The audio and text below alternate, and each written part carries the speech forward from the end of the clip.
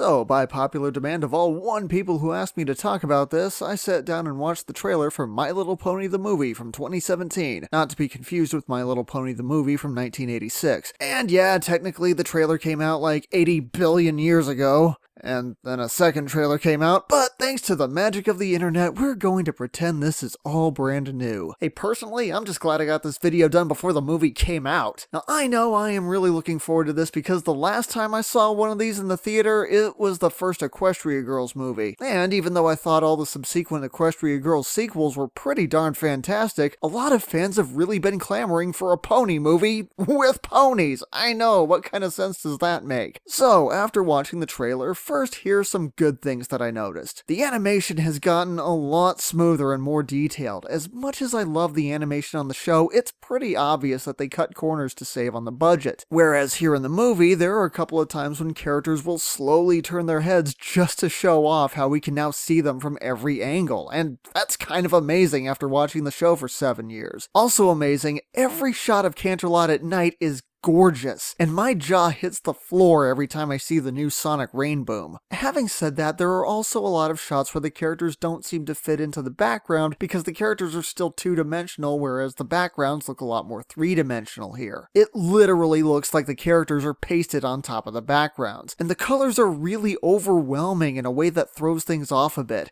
Now, obviously, if you're a fan of the series, then you know everything on the show is bright and colorful. I've spent many reviews going squee over how adorable everything is. And seriously, if you look at the fan art, I guarantee that every other week you'll find the new cutest thing you've ever seen in your life. But still, it feels like the colors on the show are just a bit more muted compared to the movie. And like I pointed out in my review of Rainbow Falls, there's a difference between having something that's soothing and pleasant to look at and visual diabetes. I also noticed that while the backgrounds on the show are sharper and more angular, owing to the artistic style of creator Lauren Faust, here in the movie everything looks softer and more rounded. And I'm sorry to say this, but it kind of gave me a Generation 3 vibe. But then again, it could just be that all my issues with the art style are just things that look weird on a smaller screen, but it'll end up looking amazing in the theater. Though another contributing factor here is the fact that the trailer is clearly aimed at little kids. And so it does something really common in kids movie trailers that I absolutely hate, where it focuses way too much on the jokes and makes it sound like the characters only ever talk using catchphrases.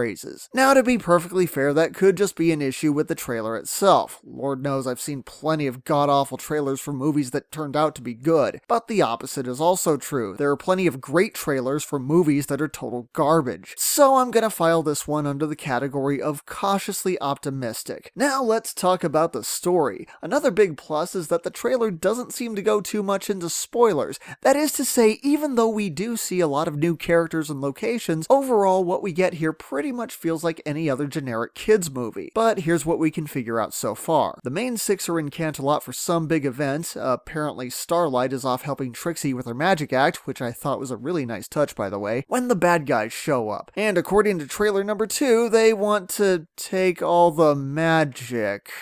I'm sorry, let me introduce you to Tyrek over here. I'm pretty sure he's more powerful than you. In fact, he actually did take all the magic from all the ponies everywhere, and he still lost. So good luck with that. And of course, we're going to forget that the main six have these nightmare-inducing Super Saiyan forms, and instead they go to different corners of Equestria, and maybe even outside of Equestria, recruiting new allies, and they ultimately save the day with friendship and sword fights. Actually, that's another big plus. This movie has actual fight scenes, which is something the show usually avoids whenever possible. As for the new characters, I think Commander Tempest has some potential, even if she does look a bit OC-ish. It's hard to judge this part because the show has already had villains who threaten to bring about the end of the world, so how do you keep going up from there? It's interesting that Tempest has to physically kick everyone's asses just to make up for having a broken horn, but I'm still convinced that Starlight could wipe her out of existence by accident. Anyway, there's also this monkey-looking dude played by Sabretooth who's apparently called the Storm King. Yeah, I've heard that these two have already been showing up in the comics, which I am severely behind on right now, but my real issue here, and what could potentially make or break the entire movie for me, is that Tempest has this henchman who looks like Bunga from the Lion Guard. Oh, Fishman just got dropped! Easy as pie. Oh, I love pie.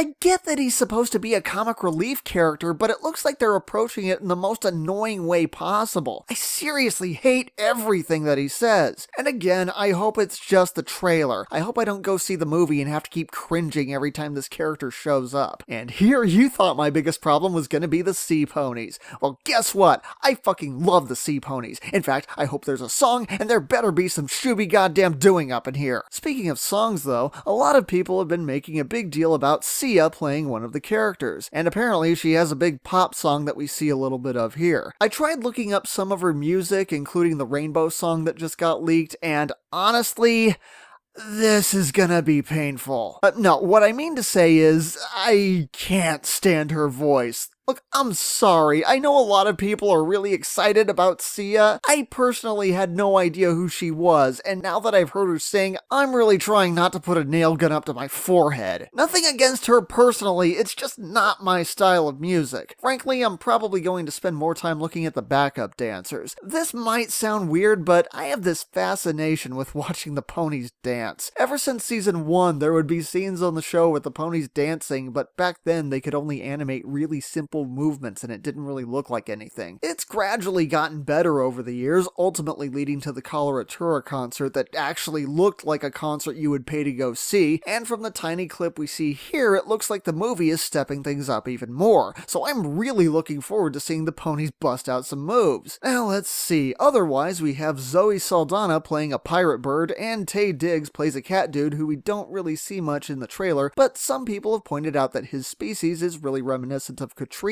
from Generation 1, so that could be interesting. Also, he is making the most blatant bedroom face this side of Spitfire. Mr. Diggs, if you're watching this, I don't know if anyone told you this, but if you're gonna get involved with this fandom, you might want to look at your character design first. I'm just saying, when you go online and see fan art of your character sucking off 50 horse dicks in a row, try to remember that it really is coming from a place of love. Overall though, I am still looking forward to the movie. I definitely want to see it in theaters. I'm just not quite as hyped as some other fans that I've seen. There is some really good stuff here, but there are also a few things that make me have to step back and remind myself that, yeah, it's a kid's movie, so they're going to make the trailer appealing to little kids. Remember, this trailer debuted at the beginning of Despicable Me 3, so that's kind of the bar they're aiming at. Ultimately, I really don't think we're going to have a repeat of the first Equestria Girls, even though right now the story does seem really generic, but I'm not really sure how you would fix that without spoiling more of the movie, and I don't want more of the movie spoiled. I want to be surprised in the theater. And yes, I also have some issues with the art style, but maybe some of the problems will be fixed before the movie comes out, or maybe it just creates a different effect when you see it on the big screen. Really, I just want it to be good. The trailer is a bit of a mixed bag right now, but I'm crossing my fingers and I'm gonna predict that the final movie is going to be better than the trailer is making it look. Anyway, those are my thoughts. What do you think? Does the art style feel too much like Generation 3? Do you think Starlight will have more than just a cameo?